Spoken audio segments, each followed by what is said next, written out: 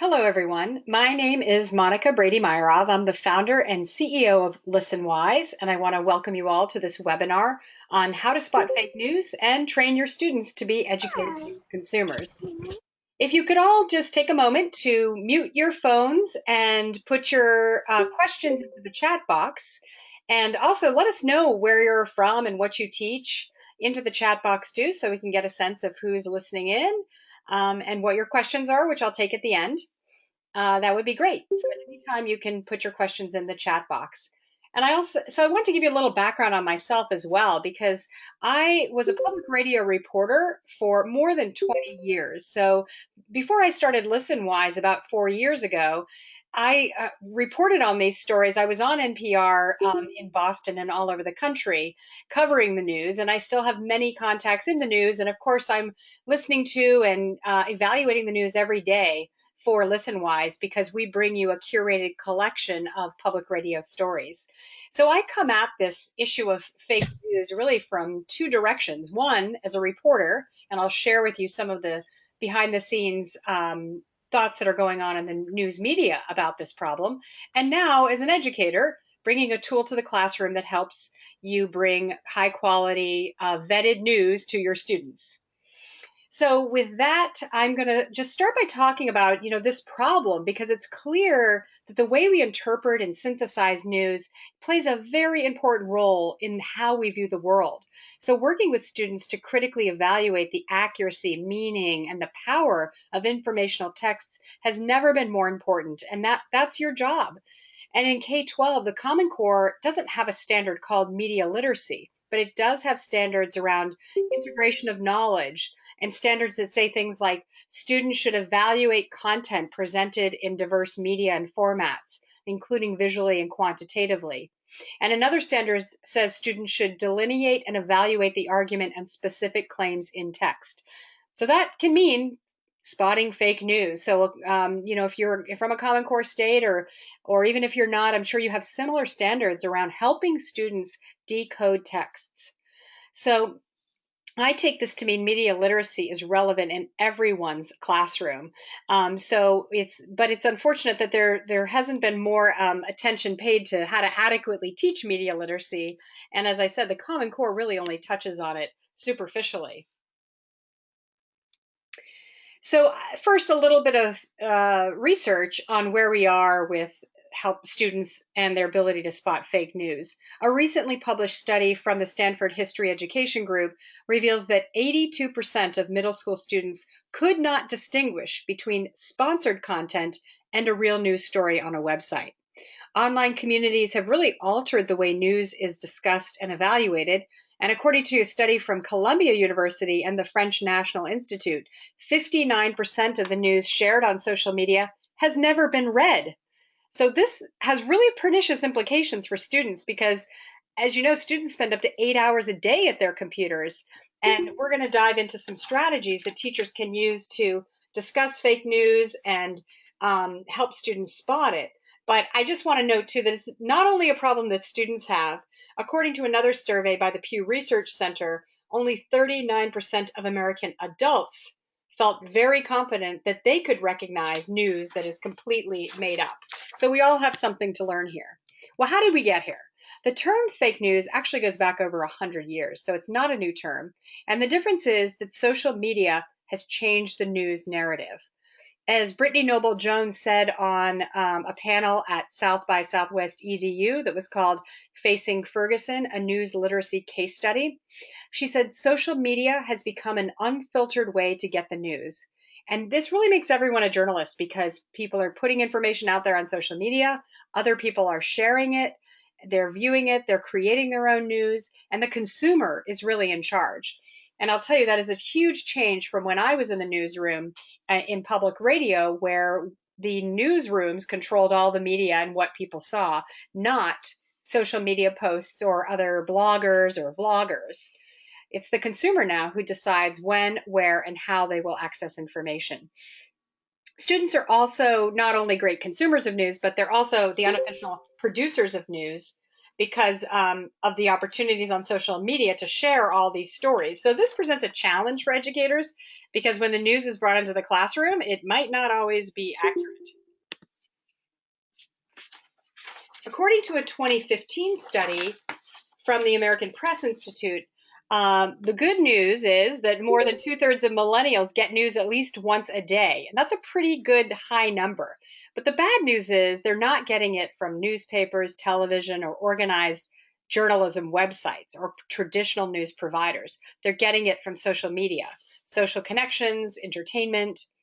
For instance, Facebook in the years leading up to this election hasn't just become nearly ubiquitous among American internet users, it has centralized online news consumption in an unprecedented way. According to Facebook, its site is used by more than 200 million people in the United States each month. And a 2016 study found that 44% of Americans read or watch news on Facebook. And we'll get into, and that's a huge change from just 5 years ago when the paper of record in a city or town, or maybe CNN, was the source of most news. So this means your role as someone to help students read the news critically and help them understand it has never been greater.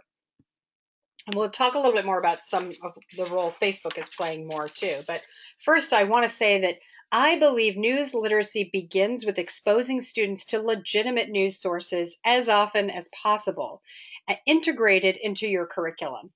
So in all the subjects, in all the grades, there are many opportunities to do this. And I'm going to talk about a few specific sites to help you in a moment.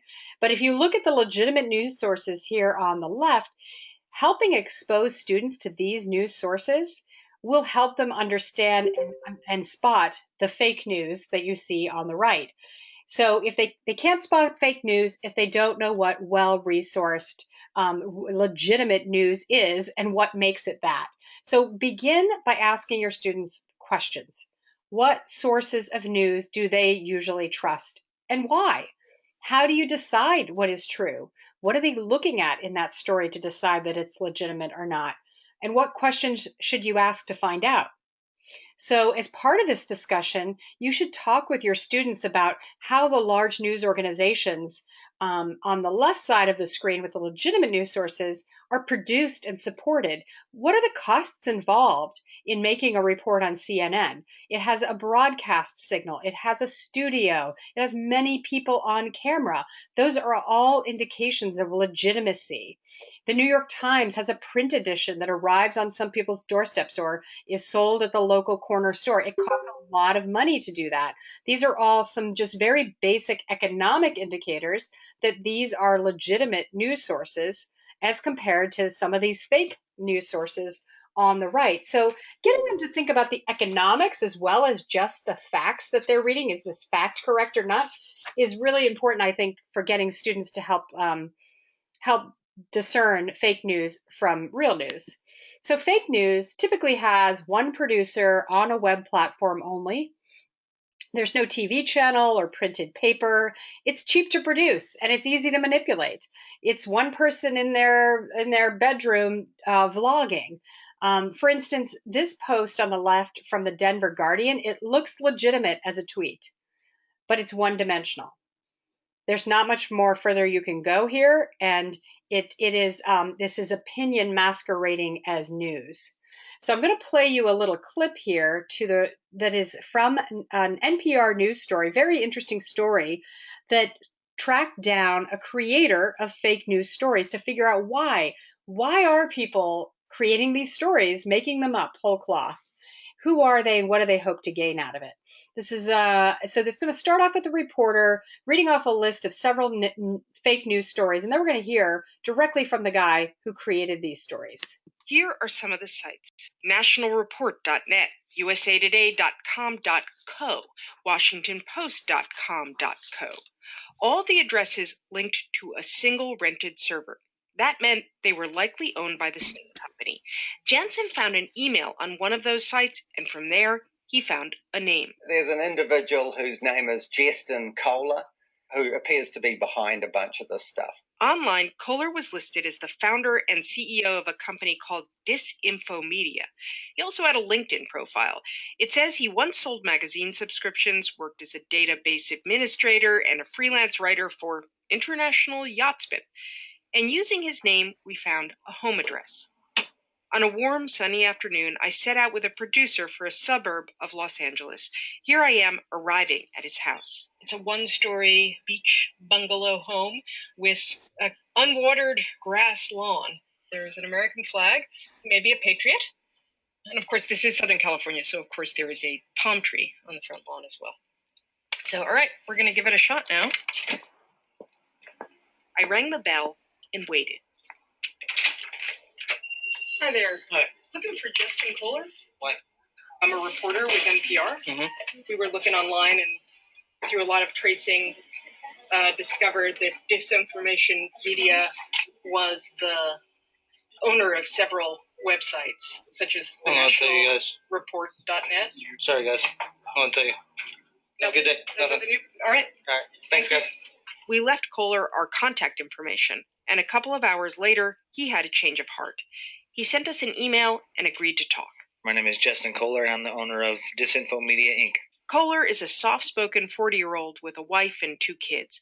He says he got into fake news around 2013 to highlight the extremism of the white nationalist alt-right. The whole idea from the start was to kind of build a site that could kind of infiltrate the echo chambers of the alt-right, publish blatantly false or fictional stories, and then be able to publicly denounce those stories and point out the fact that they were fiction. Kohler was amazed at how quickly fake news could spread and how easily people believe it. He wrote one fake news story for nationalreport.net about how customers in Colorado marijuana shops were using food stamps to buy pot. What that turned into was a state representative in the House in Colorado proposing actual legislation to prevent people from using their food stamps to buy marijuana based on something that had just never happened.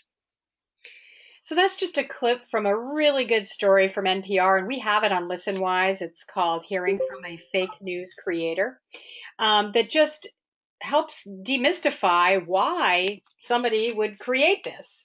And playing that for your students and getting them to hear from someone who's creating this would be very, very interesting, I think. So I encourage you to go find that and play it for your whole class. But, this also gets to how it spreads so quickly. As he said, it's like his story, he didn't think it would get picked up, and it did. And it's the rumors and the fake news get picked up on social media because all information is not created equal. And we need to teach students how to critically think about the news and information they come across, because many websites use bots to make fake news appear more popular. So they're tricking social media into liking or retweeting their posts. Real people see it, and then it continues to take off. And then Facebook and Twitter rank articles on how popular they are. Actually, 60 Minutes did a great report on this as well, where they used one of these bots to increase their likes. And the bots are not reading it. They're just tapping into some formula to make it appear popular. So Facebook and Twitter have changed their programs to make it harder for fake news to proliferate.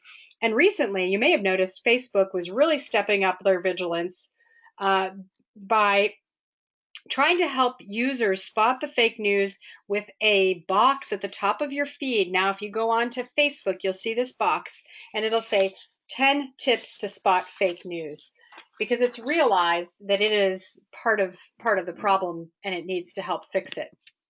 So another way to help fix it is getting some really great news sources in your classroom. Obviously, I'm partial to Listenwise, and you're going to be able to access all the premium features as well, but here are some others that you should check out. Newsomatic writes news stories for younger kids, and it's a subscription service, but it's good for the elementary schools. Learning Network is from the New York Times. It's free, but it's definitely for older kids, high school level.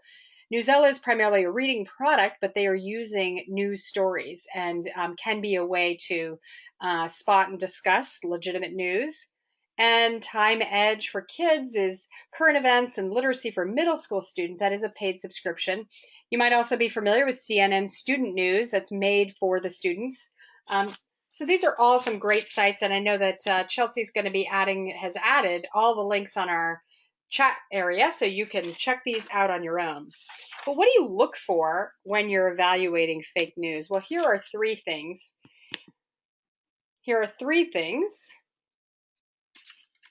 Actually, before I get to that, excuse me, I'm just going to go back to a little bit more about what Listenwise does in case you're not familiar, because we have a collection of current events plus stories from NPR and public radio in English, science, and social studies. And these have been curated for the classroom, which means they're 3 to 5 minutes long. They are attached to your curriculum points that you're needing to teach. And there are also ways that you can assess your listening comprehension with a new listening quiz we've just released. And you can help your English language learners develop their academic language as well, because these stories have very advanced vocabulary. All right, so 3 things to look at when evaluating news. The domain name. So there is an abcnews.go.com, and that's real. It sounds a little strange, but abcnews.go.com is real. abcnews.com.co is not real. The CO at the end of the domain name should raise a red flag. Any sort of 2 letters often means that it is assigned to a country. In this case, that's the country code for Colombia. Another thing is students can look at the Contact Us page. Legitimate news organizations want to be contacted by their readers and their listeners, and they're often giving out their contact information. And it can be found easily through links on a website, or there's an email at the end of the story. Fake news sites don't have contact information. It'd be very hard to figure out who made that story. If you think about that clip we just heard from the NPR story, they had to hire like a digital investigator who was able to trace through many different sites who owned the Disinfo Media Incorporated. So basically, they're making it hard to be found. Also, there are usually lots of ads on false news sites that have really questionable content. So keep an eye out for that. So in order to become proficient consumers of news, they need to become like professional fact checkers. They should rigorously research the organization that's sponsoring the content. They should look up the author. Has the author done other stories? And then ask themselves a series of probing questions. Who funds the organization? Was the author published somewhere else? I was meeting recently with the Boston Public Schools director of online learning, and he told me he wants students to act like detectives and write like reporters. So one of the things a detective would do is also look at the headlines and the visuals. So looking at this story, for instance, these are things that can be indicators for good or bad journalism that make it, in this case, their story has no author cited. And the article with the photo doesn't have any sort of byline too about who took this photo, wasn't an ad. It's probable that this was staged, and it seems highly unlikely that there were great white sharks found in an Illinois river. So students need to think critically about what they're seeing as well as what they're reading. And as teachers, you can focus on the importance of critical thinking about what students see, hear, and read. So here's some 6 simple questions to ask. Now this comes from the Newseum, Believe It or Not lesson plan. And the objective from this lesson plan is for students to understand why media literacy is important, and they're able to evaluate the reliability of a range of information sources. So Chelsea's going to put the link to this. There it is in our chat box, because you can download this for free and go through this entire lesson plan with your class, which walks them through these questions. Who made this? How was it made? Why was it made? What are the motivations behind it? What is the time frame of it? What's missing? And then where do I go from here to legitimize this source by going deeper on the subject? There are also a couple websites that help you spot fake news just by putting in a URL. Snopes is compiled a field guide to fake news sites. So these news sites are always changing, but you can always look at Snopes and see if the site where you found that exciting piece of information that your students are convinced is real, and check it out on Snopes, and it's just not there.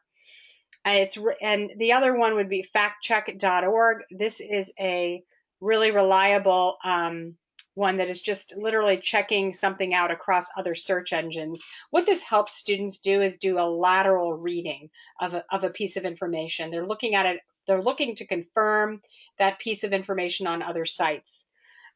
Real or satire websites helps debunk as well. You can copy any URL and put it into real or satire, and it'll tell you if it's real or fake. PolitiFact is also a full examination of the news, whether it's true or not. That doesn't have a function to just pop in a website URL. It kind of goes deep into more of the rumors that you hear, those things that are in between, which we're going to talk about in just a second. But there's so much in between here, and PolitiFact can help dig out and determine how true is a claim or article. The last one I want to mention is the Poynter Institute, and Chelsea will share a link with that. She's supporting me in this webinar in the chat box. The Poynter Institute is a very well-respected media organization that helps train journalists all over the world. It's based in Florida, run by the owners of the St. Petersburg Times, and they now have a lesson plan that's on fake news, and it's completely free, easy to download, and just walks you through what you need to know. But as I was saying, evaluating news is also, it's just, the fake news is just doesn't really cover all of the things going on in our news media today. Good journalism aims for objectivity, but over the past decade, there's really been a blurring of the line between journalists and social media bloggers. And I think this has greatly contributed to this problem of having a lot of bias, mistakes, parody, things that are completely made up out there, and it's really hard to tell which is which. Having been a journalist for 20 years, I know there's a lot of frustration among journalists who feel they're being cast as writing false stories or with a bias when they are from legitimate news organizations trying to get it right. But guess what? Sometimes they make mistakes.